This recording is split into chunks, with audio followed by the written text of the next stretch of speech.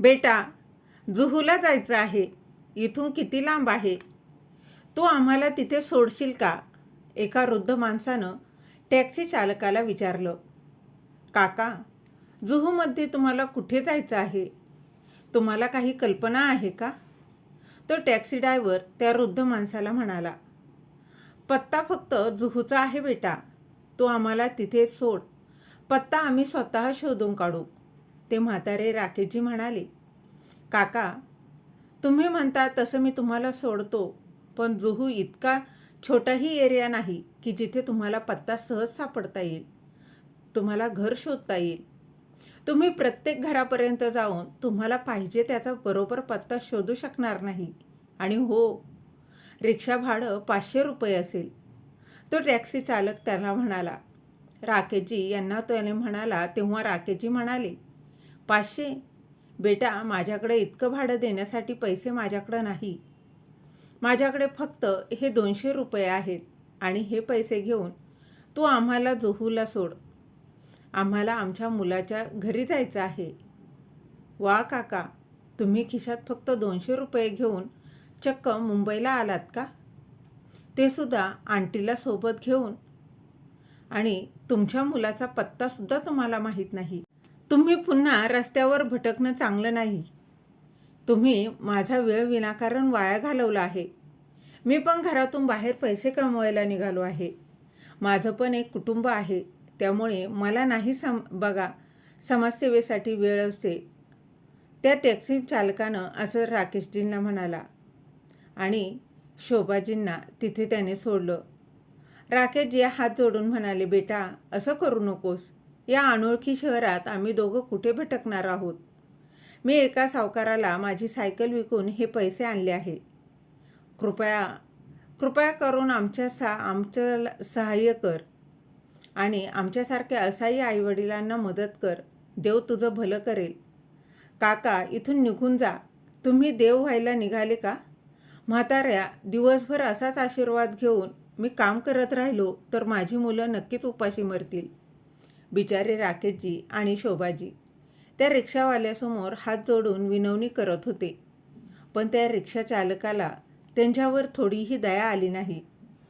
रिक्षा चालकानं त्यांना रस्त्याच्या मधोमध सोडलं आणि तो तिथून निघून गेला.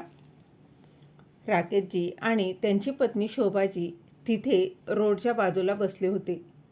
शोभाजी म्हणाल्या, कृपया आपल्या मुलाला तुम्ही पुन्हा एकदा तरी कॉल करा. कदाचित आता कॉल कनेक्ट होऊन तो फोन उचलेल. तेव्हा राकेशजी म्हणाले, शोभा, नाही, मी त्याला खूप वेळा कॉल केला आहे. तो कनेक्टच होत नाही.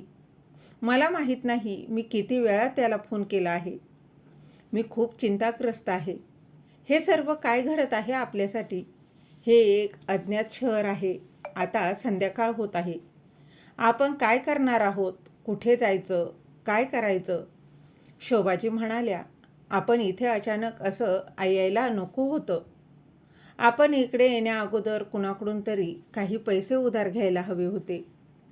शोभाजी, काय बोलतेस? आपण इथे का आलो आहोत हे कळत नाही का तुला? आणि मी ज्याच्याकडे पैसे मागितले त्याने मला नकार दिला. मग काय करणार होतो? कसं तरी सावकाराने माझ्या सायकलच्या बदल्यात मला हे 1,000 रुपये दिले होते, जे इथे येण्यासाठी सर्व खर्च झाले होते. आता फक्त उरले होते ते म्हणजे हे 200 रुपये. आता काय करावं हे मला समजत नाही. राकेशजी म्हणाले, चला जाऊया. जवळच कुठेतरी मंदिर दिसलं तर तिथे थांबू. बरेच अंतर चालल्यानंतर राकेशजी म्हणाले, शोभा, मी खूप थकलो आहे. आता मी पुढे चालत जाऊ शकत नाही. माझे पाय आता दुखायला लागले आहे. आणि एवढ्या मोठ्या शहरात आपण आपल्या मुलाला कसं शोधणार? आपल्याकडं ना त्याचा पत्ता माहिती आहे, ना त्याचा फोन नंबर. त्याचा काहीही आपल्याला घरही माहीत नाही. आपण मुंबईला आलो आहोत, पण फक्त आपल्या मुलाच्या फोटोच्या मदतीनं. आपण त्याला शोधू शकणार नाही. वृद्ध महिला शोभाजी म्हणतात, ऐका ना शोभा, मी इथे थोडी विश्रांती घेऊ का? मग आपण आपल्या मुलाचा शोध पुन्हा सुरू करू. आपल्याला त्याला सोडून आता 10 वर्ष झाली आहेत आणि इतक्यात त्याने आपल्याला फक्त 3दा फोन केला होता. शेवटच्या वेळी तो निघून गेला तेव्हापासून तो साधा फोनही करत नाही. तेव्हा मी किती वेळा त्याला म्हणालो, आम्हाला तुझा पत्ता आणि फोन नंबर तरी देऊन जा. पण त्यानं सांगितलं, मी माझं घर बदलणार आहे. त्यानंतर तो त्याचा पत्ता आपल्याला देईल असं तो सांगून त्याने फोन नंबरसुद्धाही दिला नाही. कदाचित तो कुठल्या तरी कामात किंवा अडचणीत असावा.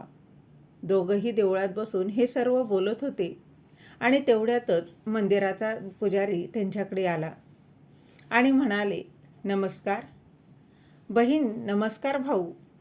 तुम्ही लोक या शहरात नवीन आहात का? शहराचे आहात असं मला वाटतही नाही. होय, खरं तर आमचा मुलगा 2 वर्षापूर्वी इथे कामासाठी आला होता. पण गेल्या 8 महिन्यांपासून आम्हाला त्याचा काहीच पत्ता माहीत नाही, काही खबरसुद्धा नाही आणि म्हणूनच आम्ही त्याला शोधायला इथे मुंबईत आलो आहोत.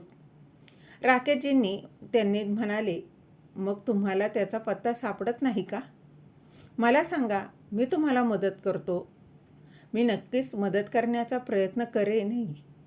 पंडितजी म्हणाले. तेव्हा राकेशजी म्हणाले, मला माहीत नाही तो कुठे राहतो. आमच्याकडे फक्त त्याचा हा फोटो आहे. तो कुठे राहतो, कसा राहतो आम्हाला काहीही ठाऊक नाही. कदाचित ते पाहून तुम्ही आमची मदत करू शकता. राकेशजीने असं सांगितलं आणि त्यांचा मुलाचा फोटो पंडितजींकडे दिला. असं दिसतं की तुम्ही लोक एका गावातले रहिवासी आहात. त्यामुळे तुमच्या मुलाला तुम्हाला टाळणं सोपं झालं आहे. पण आजचं हे वास्तव्य खूप भीतीदायक आहे. मुलं जेव्हा घर सोडून बाहेर जातात आणि त्यांचा त्यांच्या पालकाशी संपर्क देखील नसतो, तेव्हा याचा अर्थ असा होतो की ते खूप दूर गेले आहेत आणि त्याला त्याच्या म्हाताऱ्या आईवडिलांची अजिबात काळजीसुद्धा नाही आणि गरजही नाही. पंडितजी म्हणाले. तेव्हा राकेशजी म्हणाले, अरे नाही पंडितजी, असं अजिबात नाही. आमचा मुलगा नक्कीच कोणत्या तरी अडचणीत असेल, कारण त्याला त्याच्या आईशी खूप जवळीक आहे आणि तो आमच्याशी असं वागण्याचा तो प्रयत्नही करणार नाही. त्याच्या मनात विचारही तो करू शकत नाही. त्यावर राकेशजी म्हणाले, आम्हाला खूप अभिमान आहे आमच्या मुलावर. त्यावर पंडितजी म्हणाले, मी या मंदिरात जवळपास आता 12 वर्षापासून पूजा करत आहे आणि याच मंदिरात असे कित्येक पालक मी देवाशी भांडताना पाहिले आहेत. माहीत नाही कोणी त्यांना स्टेशनवर सोडलंय, तर कोणी रस्त्यावर सोडून गेले, तर कोणी गावी सोडून परदेशात गेलं आहे आणि पुन्हा कधीही परत न आल्यामुळे त्यांचे आईवडील असेच भटकत फिरतात. पंडितजी म्हणाले, हे असं असायला नको. हल्ली शहरातील मुलं अशीच करत असतात. त्यावर राकेशजी म्हणाले, पण माझा मुलगा खेड्यात मोठा झाला आहे. तो आपल्या आईवडिलांबद्दल असा विचार कधीच करणार नाही. तो त्याच्या आईसोबत खूप जवळीक आहे. तो त्याच्या वडिलांच्या डोक्यावरील सर्व कर्ज काढून टाकेल आणि म्हणूनच तो एवढ्या लांब कामासाठी शहरात आला होता. त्याच्या वडिलांनी आता कर्ज काढून त्याला शिक्षण शिकवलं होतं, जेणेकरून त्यालाही चांगलं काम करता येईल, उच्च शिक्षण घेता येईल आणि त्यांच्यासारखं मजूर म्हणून त्याला काम करू नये म्हणून शोभाजी म्हणाल्या. तेवढ्यातच पंडितजी पुन्हा म्हणाले, ठीक आहे बहीण, तुमचा मुलगा सुखरूप राहो आणि तुम्हाला तो लवकरात लवकर भेटो, हीच देवाकडे प्रार्थना करतो. आणि असं बोलले. आणि तुम्ही लोक लांबून प्रवासही करून आला आहात, तुम्हाला भूक लागलीच असेल. तुम्ही काही खाल्लं आहे की नाही? तुम्ही खूप चांगल्या दिवशी इथे आला आहात. महिन्याच्या अखेरीस अनेकदा कोणी ना कोणी या मंदिरात भंडारा देतोच आणि जिथे अनेकांना पोटभर जेवण मिळतं, तर भंडारा आज आहे जिथे अनेकांना पोटभर जेवणही करता येतं. आजही एक असा भंडारा आयोजित करायला मोठा माणूस इथे येत आहे. तुम्ही पण आज पोटभर जेवा. ते आधीच आलेले दिसतायत, चला आपण तिकडे जाऊया. पंडितजी म्हणाले. राकेशजी आणि शोभाजी यांना खूप प्रवास केल्यामुळं खूप भूकही लागली होती आणि ते थकलेही होते. जेव्हा तेथे अन्न होतं, जर अन्न उपलब्ध असेल तर ते का खाणार नाही. दोघंही जेवायला बसले. अनेक वयस्कर लोकही त्यांच्या रांगेत बसले होते. सर्वजण जेवायला थांबले होते. अचानक एक माणूस आपल्या कुटुंबासह गाडीतून खाली उतरला. तो खूप असा उच्चवर्गीय कुटुंबातील असल्याचं भासवलं आणि सर्वांना जेवण वाढलं जात होतं. सर्वजण जेवण करत असताना एक महिला चांगले कपडे घातलेली कोण होती ते माहीत नाही. त्यातच ती गाडीतून उतरली. ती येऊन सर्वांच्या मधोमध उभी राहिली आणि म्हणाली, तुम्ही पोटभर जेवण करा आणि जेवून झाल्यावर इथून कोणीही जाणार नाही. इथे उपस्थित असलेल्या प्रत्येकासाठी आम्ही एक एक ब्लँकेट वाटप करणार आहोत. एक माणूस जो त्याच गाडीतून खाली उतरला. आत्तापर्यंत राकेशजी आणि शोभाजी त्या रांगेत बसले होते. अगदी शांतपणे जेवत होते. पण त्या माणसाचा आवाज ऐकून दोघांनीही जेवण बंद केलं. कारण तो आवाज दुसरा तिसरा कोणाचा नव्हता. तो थोडा त्या दोघांनाही खूप ओळखीचा वाटत होता. आणि तेव्हाच त्या दोघांनी वर बघितल्यावर त्यांचा आपल्या डोळ्यांवर विश्वासच बसेना. कारण तो त्यांचाच मुलगा रुपेश होता. आपल्या मुलाचा आवाज ऐकून राकेशजी त्याच्याजवळ गेले आणि जेव्हा त्यांनी त्याचा चेहरा पाहिला आणि त्यांनी लगेच त्याला मिठी मारली आणि रडायला लागले. अरे माझा मुलगा मला सापडला आहे. देवा, तुझे मी लाख लाख आभार मानतो. बेटा, तू कुठे होतास? तू तुझ्या आईवडिलांना विसरलास का? इतक्यातच मागून शोभाजीही आल्या. त्यांनीही त्याला मिठी मारली आणि त्याही खूप जोरजोरात रडू लागल्या. रुपेशला काहीच बोलता येत नव्हतं. अरे बेटा, कसा आहेस? पंडितजी म्हणाले. रुपेश, तू त्यांचा मुलगा आहेस का? तू तुझ्या आईवडिलांना तुझा पूर्ण पत्ता सांगितला नाहीस. इथे दोघं पायी प्रवास करत आले आहे. त्यांच्याकडं ना पैसे आहेत ना त्यांच्या मुलाचा पत्ता. तेव्हा राकेशजी म्हणाले, काही हरकत नाही पुजारीजी. आता मला माझा मुलगा सापडला आहे. आता आम्हाला कशाचीही गरज नाही. बेटा, तू खूप चांगलं काम करत आहेस. देव तुम्हाला आशीर्वाद देईल. शोभाजी म्हणाल्या, काय झालं रुपेश? सर्वांना ब्लँकेट दे. ते बघ, मागे एक लांबलचक रांग आहे. आणि रुपेश ही मुलगी कोण आहे? त्यावर शोभाजी म्हणाल्या. तेव्हा रुपेश म्हणाला, ही तुमची सून आहे. सून? तुझं लग्न झालं आणि तू आम्हाला सांगितलंही नाहीस. राकेशजी म्हणाले. तेव्हा रुपेश म्हणाला, बाबा, खरं तर आमचं लग्न इतक्या घाईत झालं होतं की आम्हाला कोणाला काही सांगायची संधीच मिळाली नाही. बाबा, रुपेश रोज तुमची आठवण काढायचा. तो तुम्हाला विसरला नाही. फक्त माझ्या बाबा आजारी पडले आणि त्यामुळे रुपेश आमचा व्यवसाय सांभाळण्यात इतका व्यस्त होत होता की त्याला गावी जाण्याचीही संधीही मिळाली नाही. आणि फोन नंबरचं विचाराल तर त्यावेळी त्यांच्याकडं फोनही नव्हता आणि गावात त्याचं मन हरवलं होतं. शेजाऱ्यांचा नंबर त्याच्याजवळ त्याने कागदावर लिहून खिशात ठेवायचा. पण आता तुम्ही लोक गावी परत जाणार आहात का? जाणार नाहीत ना? मग तुम्ही तुमच्या नातवासोबत इथेच राहणार आहात. तेव्हा रुपेशसुद्धा म्हणाला, बाबा, प्लीज मला माफ करा. मला माहीत नाही मी तुम्हाला कसा विसरलो. माझ्यासारखा नालायक मुलगा कुणालाही मिळू नये. देवा, पण आता मला माझ्या चुकीचं प्रायश्चित्त करायचं आहे. आतापासून तुम्ही दोघं इथे आमच्याबरोबर याच शहरात राहाल. बरेच दिवस मी तुमच्यापासून दूर राहिलो. आता मी तुमच्याबरोबर राहील आणि तुमची अगदी मनोमन सेवा करून त्यांची भरपाई करून घेईल. रुपेशचं बोलणं ऐकून सर्वांच्या डोळ्यात पाणी आलं आणि मग शोभाजी आणि राकेशजी रुपेशसोबत त्याच्या घरी गेले. तिथून निघताना शोभाजी अभिमानाने पंडितजींना म्हणाल्या, बघा पंडितजी, आज मी माझ्या मुलाला भेटले आणि तेही या मंदिरात. आणि मी म्हणत होते ना, आमचा मुलगा आणि इतर मुलांसारखा नाही. आमचा मुलगा इतर मुलांच्या त्यांच्या मुलांसारखा नाही. त्याच्या आईवडिलांना तो विसरला नाही. तो कामात थोडासा अडकला होता. आता तुम्ही लोक असंच आनंदी राहा, हीच माझी इच्छा आहे. पंडितजींनी त्यांना आशीर्वाद दिला आणि म्हणाले, शोभाजी आणि राकेशजी, तुम्ही आता तुमच्या मुलासोबत जा. तुम्ही लोक खूप थकलेले असाल ना.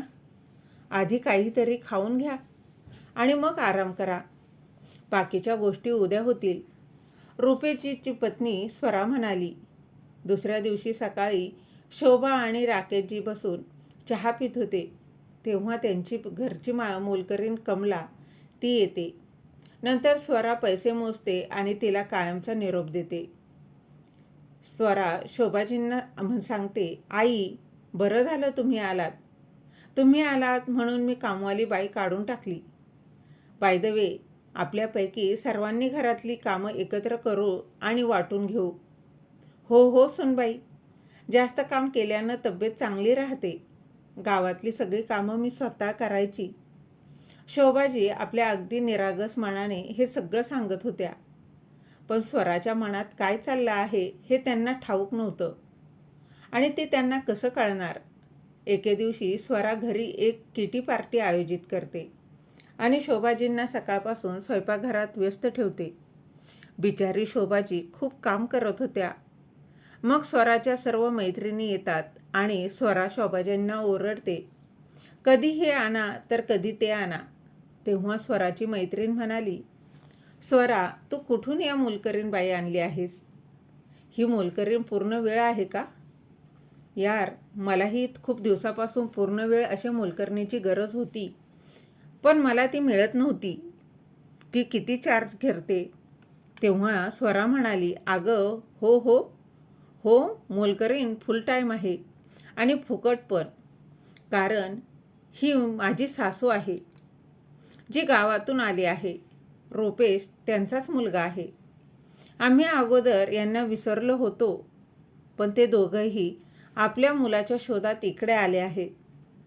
तेव्हा रुपेश आता खूप चिडला होता, पण सर्वांसमोर तो काहीच बोलू शकला नाही आणि त्याने मला हाक मारली. मग मी त्यांना इथे घेऊन यायला सांगितलं. मी त्यांना म्हणाले, अहो, इकडे मोलकरीण आधीच भेटत नाही. त्यात त्यांच्या भावना आणि राग. आम्हाला ते फुकट मिळत असेल तर आम्ही ते का ठेवू शकत नाही? आता माझं सौंदर्य बघ. तेव्हा स्वराची मैत्रीण म्हणाली, वा स्वरा वा, कमालीचं डोकं लावलंस तू. विशेषतः आमच्याकडेही गावाकडच्या अशा सासूबाई आल्या तर किती बरं झालं असतं. स्वराची एक मैत्रीण लगेचच म्हणाली आणि मग तिथे सर्वजणी हसू लागतात. शोभाजी सुद्धा हे सर्व ऐकतात. त्यांच्या डोळ्यातील अश्रू येतात, पण त्या शांतपणे आपल्या कामात गुंतल्या जातात. शोभाजींचं लक्ष स्वराच्या बोलण्याकडे असतं. त्यामुळे नाश्त्याची प्लेट आणताना त्यांच्या हातातून नाश्त्याची प्लेट निसटून स्वराच्या अंगावर पडते. त्यामुळे स्वरा चिडते आणि ती शोभाजींना आता थप्पड मारते. स्वरा म्हणते, गावातील रानटीबाई, मला वाटलं तू इथल्या चालीरीती शिकून घेशील, पण नाही. रानटी लोक कधी बदलतात का? नाही ना. सुनबाई, मी हे जाणून बुजून केलं नाही. तू मला असं का बोलत आहेस? तेही सर्वांसमोर, शोभाजी म्हणाल्या आणि रडत रडत निघून गेल्या. त्यावेळी राकेशजी घरी नव्हते. स्वराने त्यांना पण काही वस्तू आणायला बाहेर पाठवलं होतं. थोड्या वेळाने रुपेश आणि राकेशजी घरी आले. तेव्हा स्वरा म्हणते, रुपेश, तू मला काय म्हणाला होतास? या वृद्ध स्त्रीशी चांगलं वाग, जेणेकरून ती माझी सर्व काम करत राहील. पण आज तुझ्या आईनं माझ्या मैत्रिणींसमोर माझा अपमान केला आणि वरती तिने माझ्या डिझायनर साडीचा ड्रेसचाही नासधूस केली आहे. ती कमलाला मी कामावरून काढल्यावर हा विचार केला होता की सर्व काम तुझी आई करेल. तेव्हा राकेशजी म्हणाले, काय बोलत आहेस सुनबाई? आम्ही दोघं तुमच्या आईवडिलांसारखे आहोत. या घरातील नोकर नाही. तुम्ही असं का बोलत आहात? तेव्हा रुपेश म्हणाला, तुम्ही गप्प बसा बाबा. तुम्हाला माहीत आहे का, हा फ्लॅट माझी नोकरी मला स्वराच्या वडिलांनी दिली आहे. तुमच्यामुळे मी फक्त गरिबी पाहिली आहे आणि म्हणूनच मी तुमच्याशी सर्व संबंध तोडून इथे आलो होतो, पण मी मूर्ख होतो. मला वाटलं होतं की फक्त फोन नंबर बदलून तुमच्यापासून माझी सुटका होईल, पण नाही. मी तोंड वर करून इथे आलात. आणि बाबा, एक गोष्ट तुम्ही दोघं उघड्या कानांनी ऐका. तुम्हाला इथंच राहायचं असेल तर इथली सर्व कामं करावीच लागतील. नाहीतर तुम्ही इथून निघून जा, परत त्या झोपडीत जा. त्यावर स्वरा म्हणाली. आज मुलगा आणि सुनेचं खरं रूप पाहून दोघंही आश्चर्यचकित झाले आणि पंडितजींनी अगदी बरोबर सांगितलं असं त्यांना वाटत होतं. दोघंही रडत रडत आपापल्या खोलीत निघून गेले. बिचारा अजूनही काय बोलणार होता. त्याला इथं राहण्याशिवाय दुसरा पर्यायही नव्हता. त्यानंतर स्वरा आणि रुपेश त्यांना खूप छळू लागले. स्वरा स्वच्छ भांडी आणि कपडे काढून पुन्हा शोभाजींकडे स्वच्छ करून द्यायला देत होती. आता हे रोजचं व्हायला लागलं. रुपेश प्रत्येक मुद्द्यावर वडिलांवर हात उचलायचा आणि इथे स्वरा शोभाजींवर हात उचलत होती. ते दोघंही दिवसभर बैलासारखं काम करायचे, पण तरीही ते दोघं या दोघांना खूप त्रास द्यायचे. आणि एके रात्री स्वरा शोभाजींना म्हणते, आई, मी माझ्या खोलीत जात आहे. आमच्या दोघांना खोलीत दूध घेऊन या. आणि हो, फक्त आम्हा दोघांसाठी दूध घेऊन या, स्वतः पिऊ नका. काही वेळानं शोभाजी दूध घेऊन रुपेशच्या खोलीत गेल्या. तेव्हा स्वरा रुपेशला बोलत असताना त्यांना ऐकू येतं, रुपेश, आपण दोघं त्यांना खूप त्रास देतोय, पण तरीही ते दोघं इथून निघून जाण्याचा उल्लेखही करत नाहीत. तुम्ही सांगत होते की गावकऱ्यांचं म्हणणं होतं त्यांना त्यांचा सन्मान खूप आवडतो. आता कुठे गेली त्यांची इज्जत? हो स्वरा, मी पण हाच विचार करतोय. त्यावर रुपेश म्हणाला, काहीतरी उपाय कर, म्हणजे ते दोघं इथून कायमचे निघून जातील. मला त्या दोघांना बघूनच किळस येते, स्वरा म्हणाली. आणि हे ऐकून शोभाजी आता उदास झाल्या होत्या आणि त्या त्यांच्या खोलीत निघून गेल्या. शोभाजी राकेशजी यांना म्हणाल्या, अहो, ऐकता का? चला, आपण आपल्या गावाला परत जाऊया. इथं अपमानाच्या तुपाच्या भाकरीपेक्षा तिथे गावी आदराची कोरडी भाकरी ही खूप चांगली आहे. त्यानंतर त्या राकेशजींना अगदी संपूर्ण गोष्ट सांगतात. 2 दिवसांनी राकेशजी रुपेशला म्हणतात, आम्हाला असं वाटत आहे कोणीही कर्जबाजारी नसावं. मला आता काहीच समजत नाही. गावी कर्ज घेऊन तुला शहरात पाठवलं होतं. आता ते सावकार लोक आम्हाला गावात पण सन्मानानं जगू देणार नाहीत.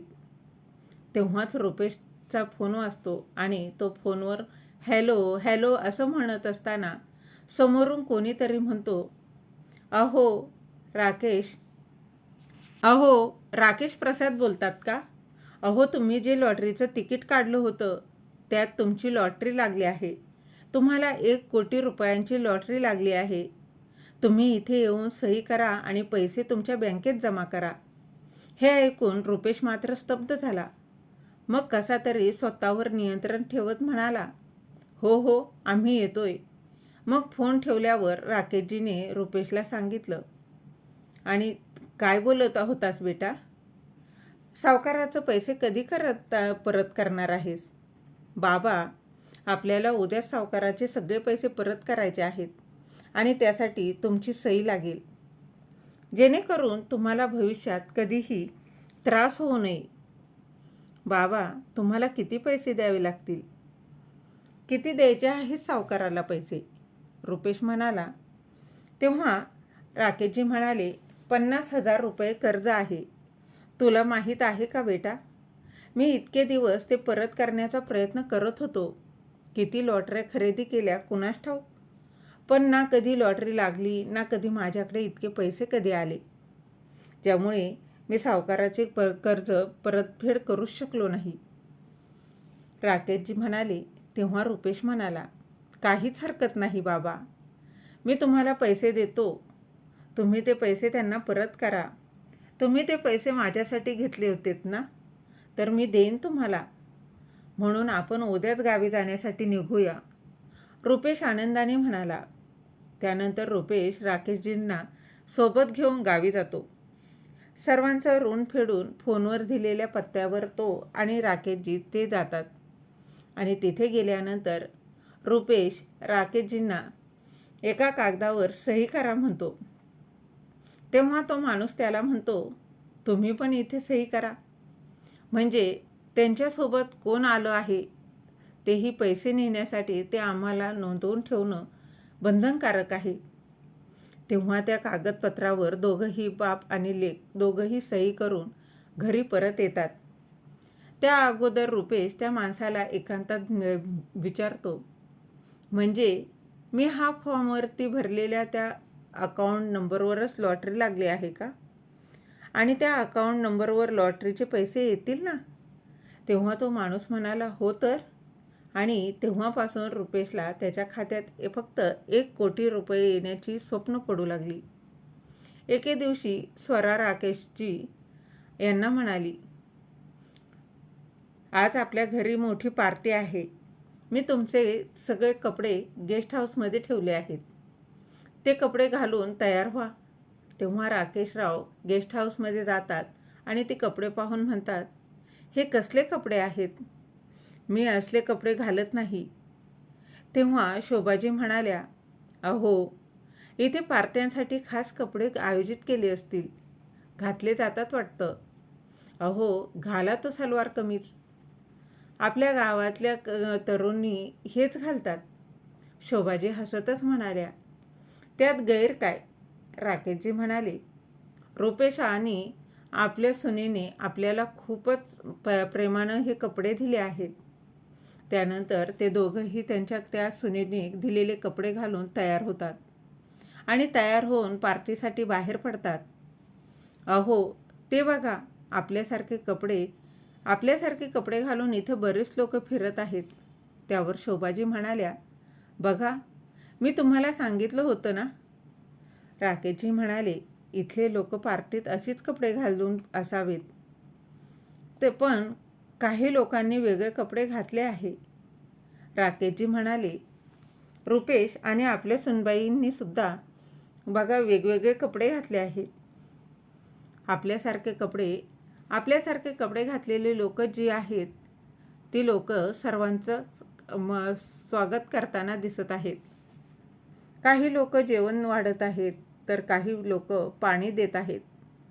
तेव्हा शोभाजी म्हणाल्या, तसं तर माझाही घसा कोरडा पडला आहे. ही गर्दी पाहून मलाही पाणी प्यावंसं वाटतंय. मलाही तहान लागली आहे. आपण त्यांच्याकडून पिण्यासाठी पाणी घेऊया. शोभाजी असं बोलून तिथे उपस्थित असलेल्या एका माणसाला म्हणाल्या आणि त्या आवाज देतच म्हणाल्या, ज्याने अगदी राकेशजींसारखे कपडे परिधान केलेली होती, दादा, कृपया मला पाणी द्या ना. मला खूप तहान लागली आहे. शोभाजींनी जवळ येऊन असलेली खुर्ची घेतली आणि त्या बसता बसता त्या खुर्चीवर त्या म्हणाल्या. तेव्हा तो माणूस त्यांच्याकडे पाहत राहिला आणि थोड्या वेळाने तो म्हणाला, पाणी वगैरे काही नाही. तुम्हाला खूप विश्रांती घेता येणार नाही, नाहीतर तुमच्या कामाचे पैसे कापले जातील. आत जाऊन तुम्ही पाहुण्यांना कटलेट सर्व करा. तो माणूस रागाने त्या दोघांना म्हणाला आणि हे ऐकून दोघंही आश्चर्याने त्याच्याकडे पाहू लागली. एकमेकांकडे पाहिलं आणि त्याच्याकडे पाहत ते म्हणाले, काय म्हणाला? अहो, चला आपण रुपेशला विचारूया, शोभाजी म्हणाल्या. तेव्हा ते दोघं रुपेशकडे जात असताना स्वरा अचानक त्यांच्यासमोर आली आणि ती म्हणाली, तुम्ही लोकांनी मला पाहिलं का? तुम्ही लोकांनी मला पाहिलं हे बरंच झालं. इथे पार्टी संपेपर्यंत बबलूची काळजी घ्या. असं म्हणत तिने तिचा मुलगा बबलूला त्यांच्या मांडीवर सोपवलं. स्वराने तिच्या मुलाला तिच्या सासूच्या हवाली केलं. तेव्हा तिची एक मैत्रीण ती मागून येते आणि मैत्रीण ती म्हणते, अरे स्वरा, ही तुझ्या मुलाची काळजी घेणारी मुलकरीण आहे का? हो, अगं, बबलूची आया आहे. बबलूची आया म्हणू शकतेस तू. आजकाल कोणावरही विश्वास ठेवणं खूप अवघड आहे. अशा परिस्थितीत हे जोडपं मला अगदी विश्वासाचं वाटलं आणि त्यामुळेच आमच्या यांनी या दोघांना कामावर ठेवलं आहे. स्वरा म्हणाली. तेव्हा तेव्हा रुपेशही रुपेशही तिथेच उभा होता, पण त्याने तोंडही उघडलं नाही. त्याच्या तोंडातून एक शब्द पण बाहेर आला नाही. आई बाबा अगदी आश्चर्यचकित झाले, कारण स्वरा काय बोलत होती हे कदाचित म्हणूनच आम्हाला इथं येण्याआधी नोकरांचं कपडे दिले होते का, आणि त्याचाच विचार ते करत होते. आम्हाला माहीत नाही आम्ही काय विचार केला होता आणि आम्ही काय विचार करत होतो. आपण जाऊन रुपेशला जाब विचारू. तेव्हा रुपेश म्हणाला, बाबा आणि आई, तुम्हाला दोघांना फक्त तुमच्या नातवाची काळजी घ्यायची आहे. तेव्हा राकेशजी म्हणाले, बेटा, आम्ही आमच्या नातवंडाची अगदी अशी पण काळजी घेतली असती. ही गोष्ट कोणत्याही आजी आजोबांसाठी खूप आनंदाची गोष्ट आहे, पण तुम्ही लोकांनी आम्हाला आया बनवून इथे येण्याची फसवणूक केल्यावर त्या गावाची आता गरिबीच आम्हाला बरी वाटत आहे. म्हणजे तुम्ही मुद्दाम आमची काळजी घेतली नाही, कारण तुम्हाला इथली गुलामगिरी आवडली आहे. पण बेटा, आम्ही गरीब असलो तरी गुलामगिरी करू शकत नाही. एक गोष्ट लक्षात ठेव, बायकोच्या मुसक्या आवळणारा माणूस हा सदैव गुलामगिरीचं जीवन जगत असतो. त्यावर शोभाजी म्हणाल्या. त्या रुपेशला म्हणाल्या. तेव्हा राकेशजी म्हणाले, चल शोभा, आपण आता इथे राहायचं नाही. इतक्यात स्वरा आली आणि म्हणाली, कुठं जायचं बोलताय तुम्ही दोघं? तुमच्या दोघांकडे कुठे जायला पैसे आहेत का? त्याच मंदिरात परत राहण्याचा विचार तुमचा आहे. इथून गाव तर खूप लांब आहे. तेव्हा शोभाजी म्हणाल्या, आम्ही ज्या मार्गाने इकडे आलो होतो, ज्या मार्गाने आम्ही परत जाऊ, तुम्हाला आमची काळजी करण्याची काहीच गरज नाही. त्यांचं बोलणं ऐकून स्वराला राग येतो आणि ती म्हणते, ऐका सर्वजण, या दोन भिकाऱ्यांना मी देवळातून उचलून इथं माझ्या घरी आश्रय दिला आणि तो आमच्या पाठीत वार करून इथून पळून जाण्याचा प्रयत्न करत आहे. चांगुलपणा करण्याचे आता दिवस राहिलेले नाही. यावर तुमचं काय मत आहे? राकेशजी म्हणाले, सुनबाई, तुम्ही काय म्हणताय? आम्ही तुमची फसवणूक केली नाही, उलट तुम्हीच आमची फसवणूक केली आहे. तुम्ही तर गप्प बसा. त्यानंतर स्वरा जोरजोरात ओरडू लागली, अरे माझी हिऱ्याची चैन कुठे गेली? तेव्हा रुपेश म्हणाला, आईबाबांकडे असेल बघ स्वरा, ते दोघं गरीब आहेत, त्यांना लोभ आला असावा, त्यामुळे त्यांनी दोघांनी ती चैन चोरीही केली असेल. रुपेश जोरात ओरडत म्हणाला. तेव्हा राकेशजी चिडले आणि म्हणाले, रुपेश, तू तुझ्या आई वडिलांना चोर म्हणतोस का? तुला असं बोलताना लाज वाटत नाही का? तेव्हा रुपेश म्हणाला, हो, म्हणतोय मी तुम्हाला चोर, कारण तुमची स्थिती माझ्यापासून लपलेली नाही. बाबा, आता तुम्ही चैन घेतलीच असेल तर हो म्हणा, म्हणजे आम्हाला तुमची बॅगची झडती घ्यावी लागणार नाही. तेव्हा शोभाजी म्हणाल्या, आता हेच योग्य आहे, शोध घ्या, आमच्या बॅगचा शोध घ्या. स्वरा म्हणाली, रुपेश, मी त्यांच्या या घाणेरड्या बॅगला हात लावणार नाही. तूच बघ, नाही तर मी पोलिसांना फोन करेन. नंतर पोलिसच चोराच्या बॅगा शोध घेतील. शोभा आणि राकेशजी अगदी भरलेल्या डोळ्यांनी तिथेच बसले आणि त्यांची प्रतिष्ठा अगदी त्याचे तुकडे होताना ते पाहत होते. प्रत्येकजण त्यांच्याकडे चोराच्या नजरेनं पाहत होता आणि ते फक्त भरलेल्या डोळ्यांनी सर्वांना पाहत होते. रुपेश त्यांच्या बॅगचाही नाही तर त्यांच्या सन्मानाचाही शोध घेत होता. हे सर्व त्यांचा पोटचा मुलगा करत असल्यानं त्यांना काही समजत नव्हतं. तेव्हा स्वरा म्हणाली, म्हातारे, हे सर्व काय? शोभाजी विनवणी करतच म्हणाल्या, म्हातारे खोटं बोलत आहे. तितक्यातच स्वराने त्यांच्यावर हात उचलायचा प्रयत्नही केला, परंतु तितक्यात कोणीतरी येऊन तिचा हात पकडला. तिचा हात ओढला आणि तिच्याच गालावर चापट मारली. तुझी हिंमत कशी झाली शोभाजी यांच्यावर हात उचलण्याची? तुला लाज वाटत नाही का असं काही करताना? त्या पोलीस कर्मचाऱ्याने त्या दोघांना फटकारलं आणि म्हणाला. राकेशजी आणि शोभाजी यांच्या पायाला स्पर्श करून त्याने दोघांनाही नमस्कार केला आणि हे बघून दोघांच्याही पायाखालची जमीन सरकली. अहो साहेब, तुम्ही लोक, तुम्ही ओळखता का त्यांना? हे कोण आहे? अरे नाही नाही, आम्ही तुमच्या वडिलांच्या हाकेवर इथे आलो आहोत. पोलीस म्हणत होते. रुपेश, तुम्हाला हा फ्लॅट लवकरात लवकर सोडावा लागेल. तुम्ही लोकांनी यांच्यावर हात उचलून चांगलं केलं नाही आणि म्हणूनच आत्ता आम्ही इथं उपस्थित आहोत. रुपेश म्हणाला. म्हणजे तुम्हाला काय म्हणायचं आहे? मला काहीच समजत नाही. तेव्हा राकेशजी मागून येतात आणि म्हणतात. बेटा, हा फ्लॅट तुला तुझ्या सासऱ्यांनी तुला दिला होता आणि तू तोच फ्लॅट तुझ्या वडिलांना दिलास. ते काय ना, 1 कोटीच्या लोभानं तू त्या कागदपत्रांवर सह्या मात्र केल्या, परंतु हा सगळा सापळा मीच रचला होता. तुम्हाला काय वाटतं फक्त तुम्हीच युक्ती शोधू शकता? मी गावातील रहिवासी असलो तरी तुमचं म्हणणं बरोबर आहे. आमचा सन्मान आम्हाला सर्वोच्च आहे आणि तुम्ही लोक मुद्दाम आमचा सन्मान नष्ट करत आहात हे मला कळलं.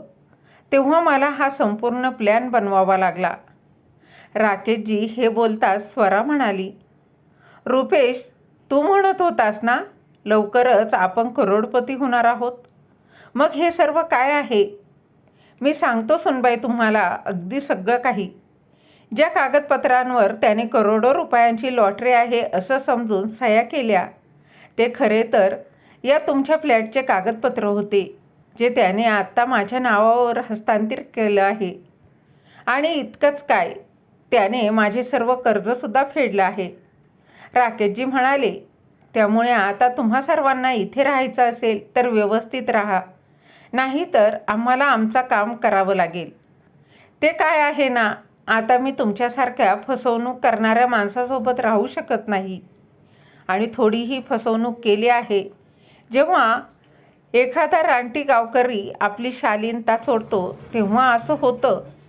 स्वरा म्हणाली. पण हा फ्लॅट तुमचा कसा होईल? तुम्ही दोघं माझ्या वडिलांना ओळखत नाही का? हे पोलीसही त्यांच्या विरुद्ध काहीही करू शकणार नाहीत. थांबा, मी आत्ताच माझ्या वडिलांना फोन करते, असं बोलून स्वरा तिचा फोन काढते आणि तितक्यातच तिचे वडील उमेशजी आत आले आणि स्वराला म्हणाले. मला फोन करायची काहीच गरज नाही. तुझे वडील इथे आले आहेत. पप्पा, तुम्ही इथेच आहात? तुम्ही आलात का? हे बरं झालं. आता तुम्हीच या म्हाताऱ्याला सांगा. तो म्हणतो हा फ्लॅट त्याचा आहे. ए म्हाताऱ्या, स्वरा म्हणाली. तेव्हा उमेशजी म्हणाले. बेटा, हे कायदेशीर काम आहे आणि मी ते कायद्याच्या वर नाही. स्वरा म्हणाली. पप्पा, हे सर्व तुम्ही म्हणताय का? तेव्हा उमेशजी म्हणाले. स्वरा, तुझ्या अत्याचाराला कंटाळून ते दोघं इथून निघून जाणार होते. तेव्हाच बाहेर त्यांची माझ्याशी अगदी योगायोगानं भेट झाली. आणि हो, विशेष म्हणजे राकेश हा माझा बालपणीचा मित्र आहे. मग मी त्याचा छळ का होऊ देणार? विशेषतः तो अत्याचार माझी मुलगी करत असताना. तुला माहीत आहे, त्याच्यासारखा मी पण खूप गरीब होतो. त्यावेळेस तोच मला रोज खायला घालायचा. त्याला स्वतःला अन्नाची कमतरता होती. नंतर मी शहरात येऊन स्थायिक झालो आणि पैसे कमवण्याच्या नादात त्याला अगदी विसरून गेलो. पण आज नशिबानं मला माझी मैत्री जपण्याची संधी दिली आणि म्हणून मी हा सगळा प्लॅन त्याच्यासोबत केला आहे. उमेशजी म्हणाले. आता स्वरा, तूच मला सांग, तू काय करायला हवं? त्यांना रस्त्यावर जगायला सोडायचं का, की त्यांची सेवा करायची? कारण आता ते या करोडो रुपयांच्या बंगल्याचे मालक आहेत आणि ते जे म्हणतील ते तुला करावंच लागेल. आणि हो, हा पोलीस माझ्या मित्राचा मुलगा आहे, ज्याला राकेशजी यांनीच अगदी शिक्षण देऊन हे कार्य करण्यास सक्षम केलं आहे. काही दिवसांपूर्वीच त्याला नोकरी मिळाली आहे आणि विचारल्यावर कळलं की हे लोक इथे आहेत म्हणून मी त्यांचा आशीर्वाद घ्यायला इथे आलो होतो. आता स्वरा, तू मला सांग, तुम्हा दोघांना रस्त्यावर भटकायचं आहे का, की त्यांची सेवा करायची आहे? हे ऐकून ते दोघं आईवडिलांजवळ येऊन अगदी विनवणी करू लागले. उमेशजी म्हणाले, वडिलांच्या पाया पडा आणि त्यांची अगदी मनापासून माफी मागा. आता त्या दोघांकडे आईवडिलांची सेवा करण्याशिवाय दुसरा पर्यायही राहिला नव्हता. दिवसभर स्वरा तिच्या सासू सासऱ्यांच्या अगदी त्यांच्याभोवती मोलकरणीसारखी फिरत होती, त्यांची सेवा करू लागली. तर मग मित्र आणि मैत्रिणींनो, तुम्हाला आजची ही कथा कशी वाटली ते या कमेंटमध्ये नक्की सांगा. आणि कथा आवडली तर कथेला लाईक शेअरसुद्धा नक्की करा. भेटूया अशाच एका नवीन कथेसोबत. तोपर्यंत धन्यवाद.